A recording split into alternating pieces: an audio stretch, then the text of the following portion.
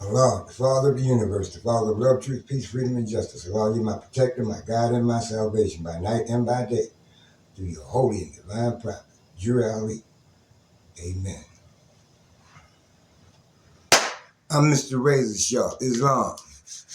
Sheik Kingdavid Samu-El Carter-Bey. Swift Angel number 7.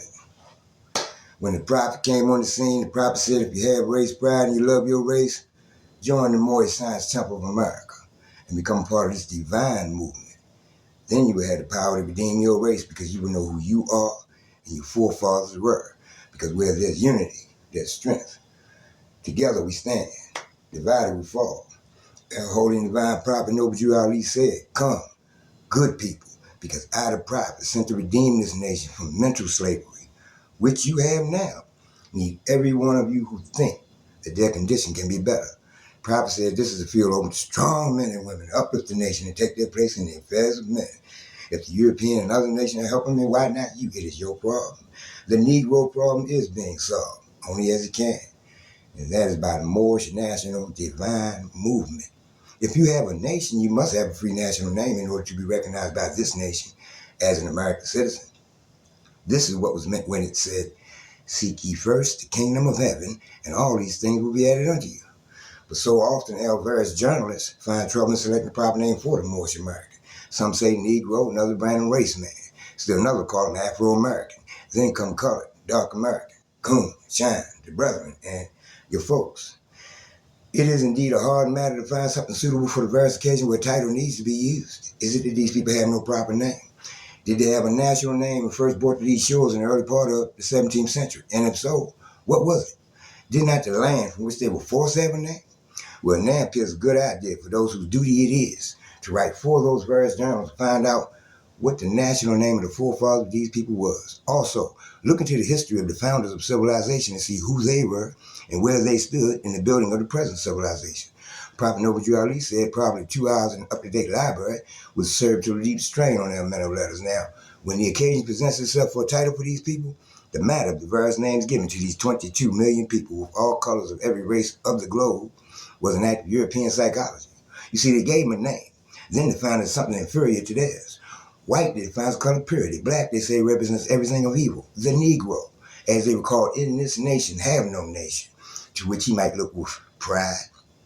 Their history starts with the close of the Civil War, or more properly, his being forced to serve someone else. Thus, he's separated from the illustrious history of his forefathers, who were the founders of the first civilization of the Old World. Prophet Noble Drew Ali said, this matter should be looked into with a hope of correcting it, and the fallen sons and daughters of the Asiatic nations of North America needs to learn to love instead of hate and to know of their higher self and lower self. This Moorish Science Temple of America is the uniting of the Holy Quran of Mecca for teaching and instructing all Moorish Americans, etc. The key of civilization was and is in the hands of the Asiatic nations, the Moorish, who were the ancient Moabites and the founders of the holy city of Mecca, the Egyptians, who were the Hammatites, and of a direct descendant of Mizraim, the Arabians, the seeds of Hagar, Japanese and Chinese, the Hindus of India, the descendants of the ancient Canaanites, Hittites, and Moabites from the land of Canaan, the Asiatic nations and countries in North, South, and Central America, the Moorish Americans and Mexicans here in North America, Brazilians, Argentinians, and Chileans in South America, Colombians, Nicaraguans, and the natives of San Salvador in Central America, etc. All of these are Muslims. The Turks are the true descendants of Hagar, who are the chief protectors of the Islamic creed of Mecca, beginning from Muhammad I, the founder of the Uniting of Islam by the command of the great universal God Allah. You see, Islam is a very simple faith. It requires man to recognize his duties toward God Allah, his creator, and his fellow creatures. It teaches the supreme duty of living at peace with one's surroundings. It is preeminently the religion of peace. The very name Islam means peace. The goal of a man's life, according to Islam, is peace with everything, peace with Allah and peace with man. The Quran, the holy book of Islam, tells us that the final abode of man is the house of peace, where no vain word or sinful discourse will be heard.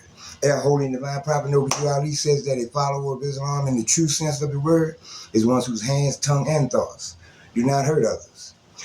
Object of man's life, according to Islam, is its complete unfoldment. Islam teaches that man is born with unlimited capacities for progress. Islam does not support the idea that man was born in sin. It teaches that everyone has within him the seeds of perfect development, and it rests solely with himself to make or mar his fortune. The cardinal doctrine of Islam is the unity of the Father Allah. We believe in one God, Allah, who is all God, all mercy, and all power. He's perfect and holy, all wisdom, all knowledge, and all truth. These are some of his great attributes so far as we can understand. He's free from all defects, holy and transcendent. He's personal to us insofar as we see his attributes working for us and in us, but he is nevertheless impersonal because he's infinite, perfect, and holy. We do not believe that death, decay, or sleep overtake him. Neither do we believe that he is a helplessly inactive and inherent force. Nothing happens without his knowledge and will. He neither begets nor is he begotten, because these are the traits of frail and weak humanity. This unity of Allah is the first and foremost pillar of Islam, and every other belief hangs upon it. But in this age, there's still much religious controversy as to the right thing. You got big and powerful ministers who have come to the conclusion that something is wrong. Some say it is the Ten Commandments. Others say there's a lack of sincerity in the purpose of the churches, and still others think that it is all worthless and not fit for the time it takes to attend them. Well, however, whatever their final decision might be, it is certain that they will make a change, or rather try to make one. The fact of the matter is that they've always had only a reflection of the truth and not the real thing. Like one who holds it to the sun in a mirror and casts a few of his diverted rays in different directions, so have they done with the truth that is supposed to come from the east. There are but few people who know what the truth is about man, and that few know that it is foolish to try to impart it to the ignorant. Although the ignorant has finished college, he's a fool right on, being trained to jump through a hoop. The longer he stayed in the schools, the better he can jump, and more vividly he defended his jumping. From the east comes all light. But though the sun is hanging at high noon, the blind cannot see. The same as the Islamic creed from the east was brought to the Asiatics of America by the Prophet Noble Ali and offered to those who were sick at heart, tarred for many years. Yet they're blind and cannot see the light. Nor is the prophet trying to put new wine in old skins, for he knows that it will burst them. Still, he has the only remedy for the nations, the remedies brought by Jesus, Muhammad, Buddha, Confucius, and all the other prophets, which remedy is truth. The nations do not want the truth. It is too stern.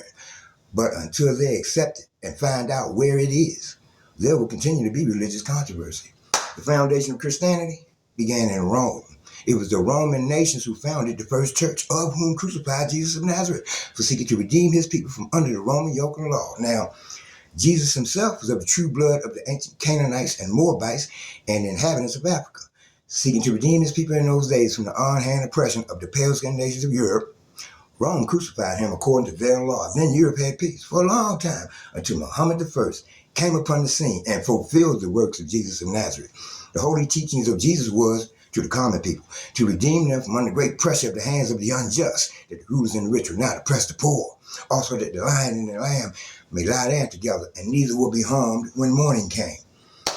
These teachings were not accepted by the rulers, neither by the rich, because they loved the principles of the Ten Commandments. You see, through the Ten Commandments, the rulers and the rich live, while the poor suffer and die. The lamb is the poor people. The lion is the rulers and the rich. And through love, truth, peace, freedom, and justice, all men are one and equal, to seek their own destiny and to worship under their own vine and faith tree after the principles of the holy and divine laws of their forefathers. All the nations of the earth in these modern days are seeking peace. But there's but one true and divine way that peace may be obtained in these days, and it is through love, truth, peace, freedom, and justice being taught universally to all nations in all lands. But in this electrified age, men are racing into this life without complete knowledge of where they're going or what the end will be, when riches seems to be their only pursuit, to be obtained any way and at any cost, when selfishness, avarice, greed, and lust dominate their very being, when humanity in general is left at the mercy of those who have no mercy in them. It is truly wonderful and astounding to see one come into this mad human drama for the sole purpose of saving humanity, losing all sight on those things worldly and yielding absolutely to a cause higher than has ever yet been attained. This picture is the likeness of Prophet Noble Ali, who is serving humanity, coming as he does with a message for the nations in somewhat the same manner as did Jesus, Muhammad, Buddha, Confucius, and other prophets of their day. Only the things of this prophet's day differ from the ills of the days of the past, and yet the remedies for the ills of today is about the same as the remedies for the days past, all turning about the power of love for humanity. You see, humanity must be lifted from the unwholesome depths of poverty, misery, and suffering, and placed on the solid rock of salvation. Now, there's some who claim to do this, but upon investigation, one finds that they have slouched under the wings of their cross to extract from those who come to the means by which they can have the pleasures of this life, while they point their followers to joy after death. You see, while they feed their sheep, they also shear them while eating. At the close of their day, the master will be heard to tell them, "You have your reward. Get thee hence." Rare is it that you find a real prophet whose mission is the salvation of the nations. The land is full of false prophets whose mission is to fleece the people. The time was and now is that there should come into the land a prophet in the likeness of his brothers to redeem them from sin and slavery. Truly, this prophet Noble Ali is the man, bringing with him the message of love, truth, peace, freedom, and justice, which alone can save the nations. Like the coming of Jesus, he does not come from the elect, nor the rich, nor the mighty and worldly power, but all power is given unto him to do good. This power is from Allah. It will be his works that will make men of every nation accept that truth that he brings. It will be through his teachings that the nations of the earth will understand the will of the master. It will be through him that peace on earth and goodwill to all men shall come. It will be through his work that humanity will be brought from the slime of life and placed on the solid rock of salvation. Moors are men, upright, independent, and fearless, who care for their loved ones and follow the prophet to a destiny which is not uncertain nor unknown. They're fortified by the impregnable doctrine built upon love, truth, peace, freedom, and justice. It is therefore folly at its greatest height for smelly corporates with their insidious plans to invade such a realm. They try, but their own bad planning brings their wrath upon their heads like a sword old Damocles had. Intrigue and scurrilous cunning find a difficult path to travel within the ranks of the Moors. This is so because the Moorish movement has been well planned by Prophet Noble Ali, whose latent powers are abundant, unknown, and may be called into action as a matter of defense at any moment. Prophet Noble Ali knows the people within his ranks who are interested. They're vanguard of the Moorish movement as the Moorish hordes increases here in America. All of the Moors are active, not passive. A member's interest can only be in one direction, and having traveled over the road years before, Prophet knows where every member is along that road. Now, a few feet below is another road where schemers walk, where traders grin, and corpses bask in the sun. They think they're on the same road with true Moors, but the Moors are high above on a pinnacle where they might view the destructions as they fall for the last time and their bones bleach in the sultry midday sun. Hungry scavengers flying high catch scent, devouring leave, crying out, "Caveat emptor, cast out that dead carcass." The Moors, high above, see these plotters, purveyors, the worst that exists, hurl themselves down by their own works as the hawks wait. And backwards through the most ancient of days, masterminds can trace themselves, and thus they know time never was when man was not. If life of man at any time began, a time will come when it would end. The thoughts of Allah cannot be circumscribed. No finite mind can comprehend things infinite. All finite things are subject unto change. All finite things will cease to be, because there was a time when they were not. The bodies and the souls of men are finite things, and they will change.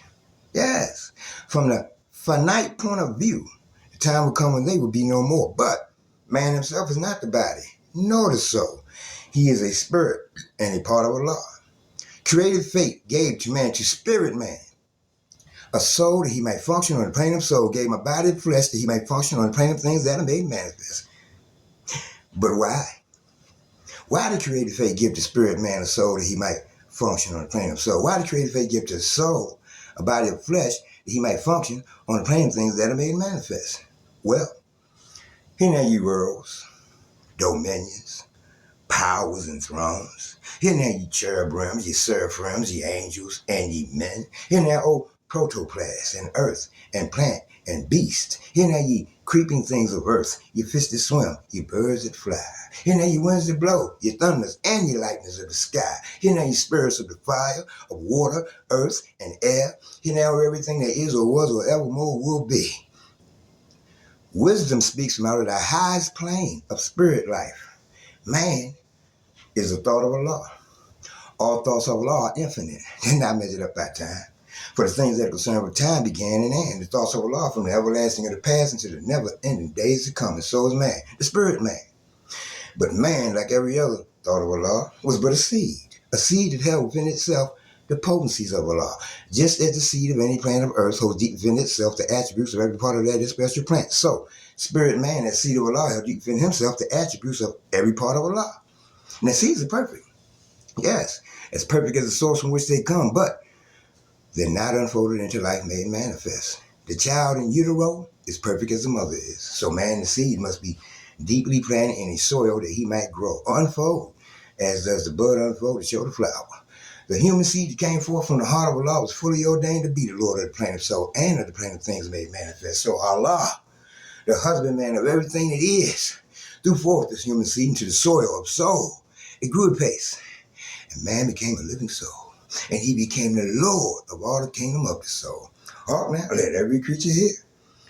The plane of the soul is but the ether of the spirit plane, vibrating not so fast. And in the slow rhythm of this plane, the essence of life are manifested. The perfumes and the odors, the true sensations, and the art of love manifest. And these soul attributes become a body beautiful.